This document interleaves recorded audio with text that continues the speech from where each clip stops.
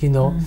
And as she said, and I definitely agree with him, if parents has the knowledge, have the psychology, has everything, that is great and amazing, you know, for children. They'll be like in a great environment. And but would the children listen though? You know, the way the Europe goes, I mean, Rasulullah Sallallahu Alaihi Wasallam says one of the signs of the end of the time is the children ruling the parents. SubhanAllah, even in Muslim country happening. The kids thinks, you know, they know it. I mean, we all were in that stage. We all thought we know it. But those days, we wouldn't rule them. We wouldn't take over the household. But these days, kids do.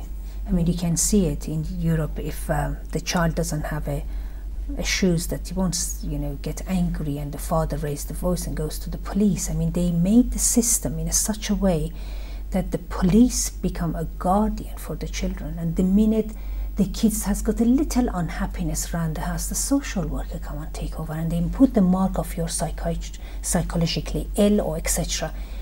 We are dealing with that, and it's really serious. The whole goal is to bring a new order into the human's life, so they would be in control, and God knows what they're teaching us. It's a new from the Zionist regime been plot and planned for years. Definitely. So now they're putting it into action, but through the technology helped them, through media, the TV, really the programs. I mean, the Marmite, when the little cartoon for the children, in fact teaching a little girl to be rebellious towards your father. Go off with a boy you want, eventually he will accept. That is the goal of that you know, cartoon being made. Or sort of, you know, Simpson. All the rude words is over there, and they all come and say everything and then giggle and laugh about it. Exactly. Nothing is sort of teaching the children from the day one, oh, you know, everything's okay, just laugh about it. But life is serious. It's not a joke. You've been given this life, particularly comes to Ramadan, then is a limited short 1 month. What are you going to do about it? All these things have been planted, I mean, in us, in a Muslim country, through the parents, grandfather, grandmother. You don't have that over here. Is it ever come into your mind that you sort of, you know, blame your parents, or you just see the two different things, or you just say, okay, you live differently and I'm dealing with it that way? That conflict, I'm sure in every single one of you as an immigrant over here does come. How would you deal with it and give advice to the others? I think I went through all those phases. Yes. You know, the phase where you don't want to care about, you don't want to hear about. The phase where you blame your parents. It's your fault, you didn't educate me, you didn't give me enough. And then I also blame the system, you know, the French system. And then I also blame the Muslims, you know, the ones who gives a very, very bad reputation, the ones who use the religion to do some other things. And then you hear and you're like, who should I listen? Where do I get my knowledge? Are those knowledge, are those people, you know, reliable? Can I listen to them, you know, and take this information and think it's right or not? You know what I mean? So I went all those through all those stages, even going to the mosque. Should I go? No. When I go, sometimes I hear things, I'm like, that's strange. Or, you know. So yes, I've been all this, but lately actually I had a chat with my parents. Last month we were with my parents in Algeria, and I had books with me that I was reading. And what we do sometimes, myself and my young brothers, we actually educate our parents. We read the books with them, and we exchange. So I read and I say, oh, mom, he says this, and he says about the Fajr, this, that. And actually, in a way, she explained me the same thing, but in her own words, that I wouldn't understand the way she did explain to me. And when I read say, okay, it says to do the prayer this way, this way, this way, this way. And then I asked my mom, and then we exchanged. And then actually I looked and I said, actually this is exactly the same way, but on those books that we've got, there's a lot of recommendation, a lot of sunnah that they add to. But because my parents, they just have the basics, so they just do the basics, and they don't know more about this, more about the sunnah. I was like, oh, so I'm doing all of this, which is sunnah, and you're doing this, which is the obligation, and actually we all both doing right, you know. And yes, and my mom, she said, you know, we had what we got, you know, and we try to give you. Subhanallah, she's humble. Yeah, we try to give you what we have, but you know, unfortunately, we don't have as much as we could. But you now, you're educated, you can read, get the knowledge, you know, be critical, analyze, and don't listen to everyone. Just listen to your heart, you know. She gave you it by educating you. Yeah, that's actually she provided that. Yes, she did provide it in another way that I couldn't understand before, because I was not mature enough and I was young, you know. And as I say, all these cultural friends. Europe things, it's just a lot. That's what I wanted to hear, you know. You allowed her to be herself, and then took over that it is your turn now to teach yourself. That is the key. Go on. Yeah, and I think she was the one who taught him that. So what she lacked, she made sure he had. And I mean, that's just amazing of your mother to do that for you. I think what you said earlier, the most prominent thing for me growing up was that my parents didn't understand. I felt like they came from Sudan and I come from England, and there's so many things they're just not going to understand. They just don't get it. So, and we'd often say, you know, oh, so why don't you want to do this, or why won't you let me do that? And then I'll say, oh, you know what, you're never going to understand because you've never been through it. And then they say, have to hold over here. We're going to go for a break. If you go through Quran, when Adam alayhi salam commit the sin, he did not blame Shaitan or CIA or anyone else. He blamed himself.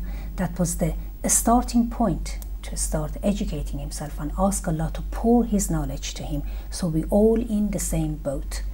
Stay with us. We will be back within a minute. Assalamu alaikum wa rahmatullah.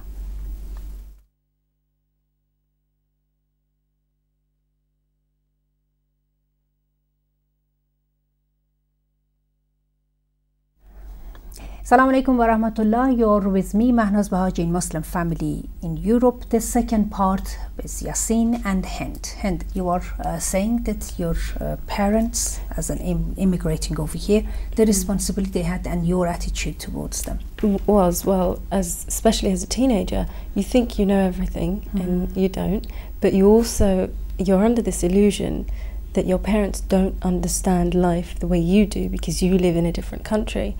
And it takes you a long time, it certainly took me a long time, to grow out of that and realize that actually they have had the same experiences and they have had the same, you know, maybe not the exact same exposure, but they understand it. And it's strange because there's some things you just don't talk to your parents about and they know.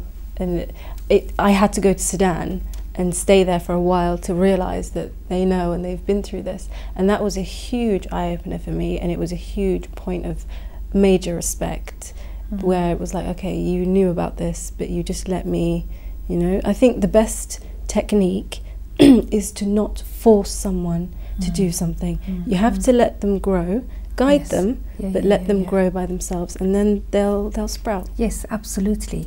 But then there are children who are very rebellious towards this. Would it be your advice that try to understand your parents rather than battle? But majority of girls and boys are having a battle, particularly in a single parents, because either the father bring up the children, she's playing the role of grandparents and mother, or the mother, you know, other way around. So what do you think, you know, the kids in that situation should do? Because you're going to, you know, they need help, really. It's not their fault when they get rebellious. I think that the rebellion comes from a lack of understanding. And the advice that I would give to that child or that teenager or whatever however old they may be, is be patient with your parents and forgive them. Because what the child is thinking is, they don't understand me and there's no communication and they're constantly just criticizing me. But if you just take time, be patient with them, try and, you know, relax and just forgive them, I promise you, after a couple of years, you'll realize how wrong you actually were, and you'll thank Allah for teaching you to be kind and forgiving and silent when you're among your parents, because then you'll finally understand where they were coming from. And you know, I say that from experience. That's something that's truly... It is true.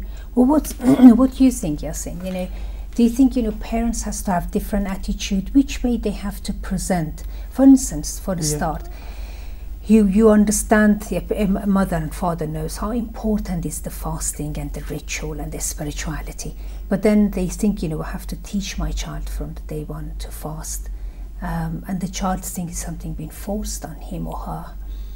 Which way do you think, you know, if it was you, what would you expect your parents to do to you so that it stays in you? You know, that will go into psychology, I think. First of all, when it's kids, well, you're not gonna, you know, a very young kid, you're not gonna force or show because it's too young to do the fasting. But I think when we're talking about kids, we're talking more about teenagers, because this is the time where you fast, and this is the time where we are into a rebellion stage. I think if it's Islam, not Islam, school, whatever, this is teenager time. You know, we all go through this. Well, I don't know any teenager who didn't rebel or didn't want to listen to parents or just wanted to go against it. And it's just, I think we can just not do anything about it. You know, we can have two attitudes.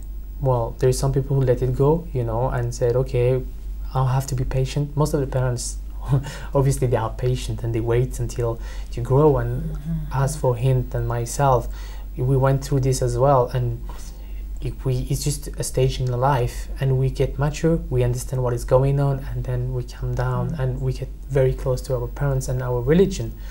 That's one thing. And the other, I'm trying to say, I think teenagers will always get advice from everywhere, and at the teenager time they won't get it from the parents, they will get it from outside. It's true. They'll It's just true. get it from That's why outside. the networking and the family relative are very important to be around. And I think we don't have it over here, do we? No, but we have, because we are abroad. I mean, immigrants. But the advice what I would give is not to the teenager, is to the parents, to make sure that the teenagers have a reliable circle full of trust, you know. So having, you know, uncles, cousins, good friends.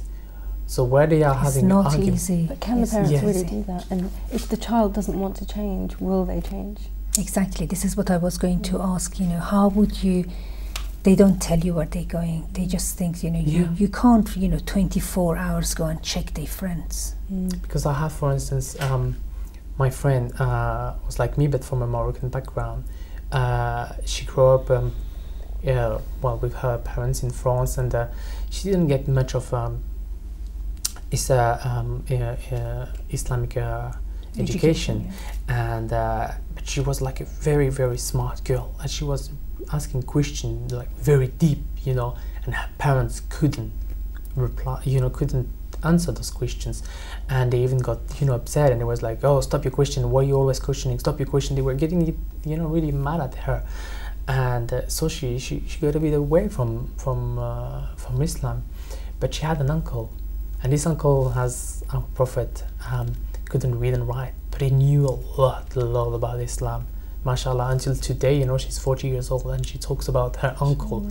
And she got from him most of her education. She remembers things when she was young, and she told me, you know, her story. She was young, and they were at home, at her uncles were brothers and sisters. He will talk to her brother and sister who were older about Islam, not to her because she was too young, but she still remember those times, you know. She still remember what he was advising, what he was saying about Islam, how he was educating her.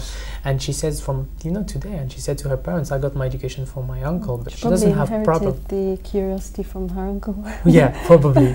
And she doesn't, you know, she is in a good contact, she's good with her parents, everything is fine. But at a time when she was a teenager and she needed a question, and she was rebellious, and the parents couldn't handle her, but someone else around her, relatives could. That's why I was saying before, I think relatives, good friends, good, you know, uncles, aunties, cousins around will always make, you know, to help not a your control. character to be Yes. what you have So to if be. because parents and children, you know, at a teenager stage, always get into argument. This is just the fact. This is like this.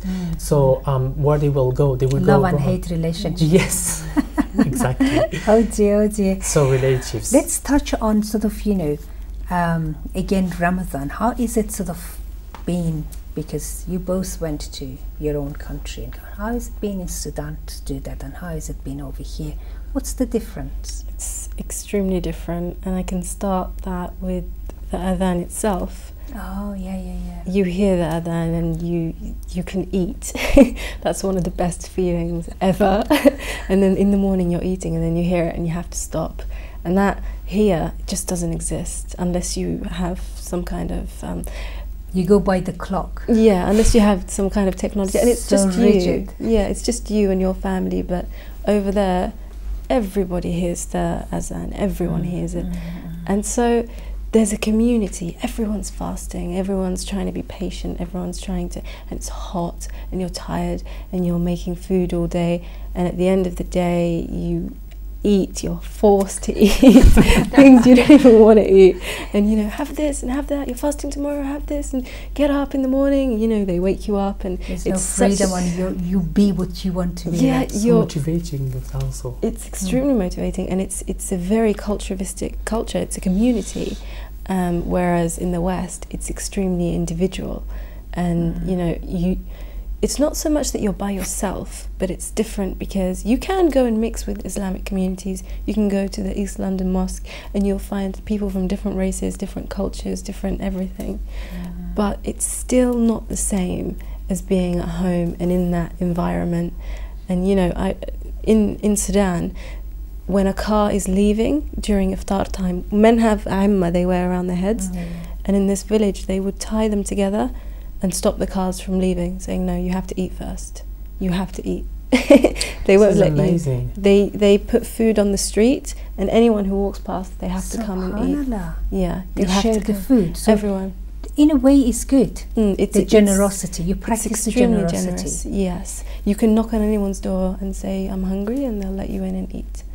It's So you know, it very teaches you the door of your house is always open. open. Yes. So one of the teaching in Ramadan is leave the door open.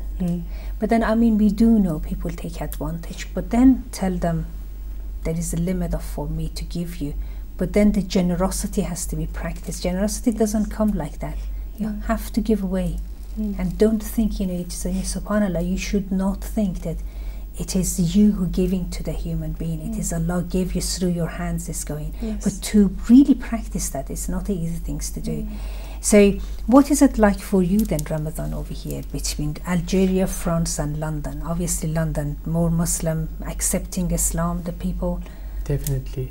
She actually, I just want to say, she just made me dream actually, because I never experienced the Ramadan in a Muslim country, and yeah, I never been in Algeria during Ramadan time. Unfortunately, it's just life. And yes, hearing those things, I'm like, I'd like to experience it. I'd like to, you know. No, we don't have that in Iran, to tie the sort of, you know, rope of your turbans. No, we don't have that. But people do feed one another. But there is another side to it, that in Ramadan, you know, the relatives, just say the cousin and uncle and all the rest, they feed you and they're expecting you to be invited back. And if you don't, or the food wasn't the level that they served, the gossip comes. So Alhamdulillah, we don't have that. We're just so pleased we've got the mosque, we've got the community. So don't miss it so much.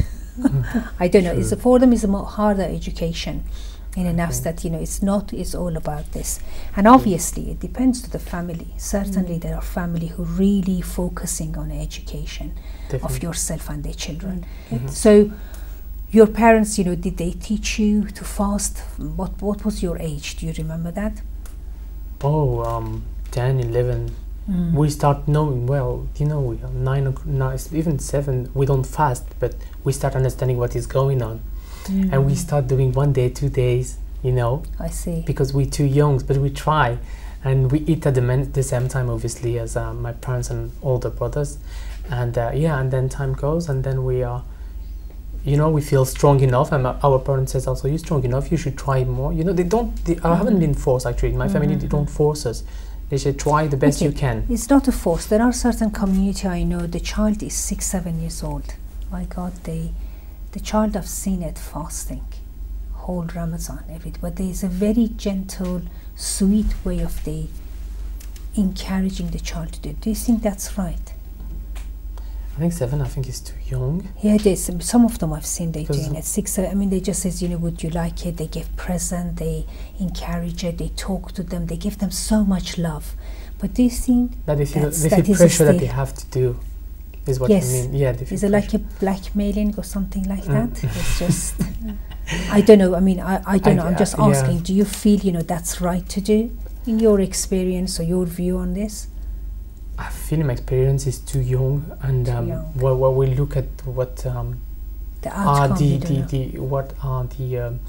requirement for someone to fast, you know, is not that. Is, you know, puberty is someone who can do it, who is strong enough to do it. You know, not the older person, not the mental health person. So this has to be taken into considerations. And so it's not as just the love, just not fasting. That's it. There is more beyond with this. The love and giving shouldn't take a place. What's your view on that? I find it quite difficult to comment because obviously a parent won't want something that isn't good for their child in most cases. But depending on the child themselves, some people at 7 are able to. In Islam, you have to be ready, you have to have reached puberty in order for it to become compulsory. So, you know, perhaps I wouldn't do it myself, teach my child to fast the whole of Ramadan when they're 7, but I remember being 7 myself and I saw everyone fasting and I really wanted to do it and my mum wouldn't let me. And in the end she told me, yeah, children fast until 12 o'clock. That's what Allah says. You have to fast until 12. They do teach them until noon. And so I would think that I was fasting and I'd be so happy. And otherwise I'd cry because I wanted to join in. And she used to do that for me. But I think you have to get used to it as well. You can't just be eating all Ramadan and then suddenly you hit puberty and they're like, you have to fast this whole month. Yeah. Yes, it's a process of education from the day one. So every single person, human being, do feel that the spirituality is in you. So which way the parents encourage you or educate you to do it, that up to them, and then they change you. Did you feel that, Hind, when you were a child, you just wanted to always go towards Allah? Certainly, yes. And I think that was planted in me by everyone around me, by my parents, by the media, because I lived in Saudi Arabia for a bit and then Sudan. And you know, and the media there isn't as powerful as it is here. And its agenda is completely different. And so, you know, it was something that I believed so much, like Allah can see me, Allah knows me, and I know Allah, and I can't hide from Him no matter where I go. So it was always there in the back of my mind. And it wasn't until I came to England that you'd start to doubt. But before then, you never doubted. You never doubted. What was your experience? You weren't in a Muslim country, obviously, but being in France, was it something you wanted to do, or was it? That was actually the opposite of what happened to Hind. I wasn't really interested when I was young, and I didn't really think anything, really feel anything. But still, it was something, but I didn't know what it was. It was not as strong as it was for her, but I had something, but I didn't know what it was. She just didn't know, and was not paying so much attention. And actually, it's when I moved to England that I wanted, and I found myself alone, and I wanted to know exactly what is it that I have inside? What is it Allah? What is it Islam? And yes, I've been in my community, asking questions more and more, and reading books. I learned a little bit more, and here it grows, and becomes stronger. So you think, you know, because you were in Europe, inside of you were searching for something, but with her being in that environment, the search inside had answer.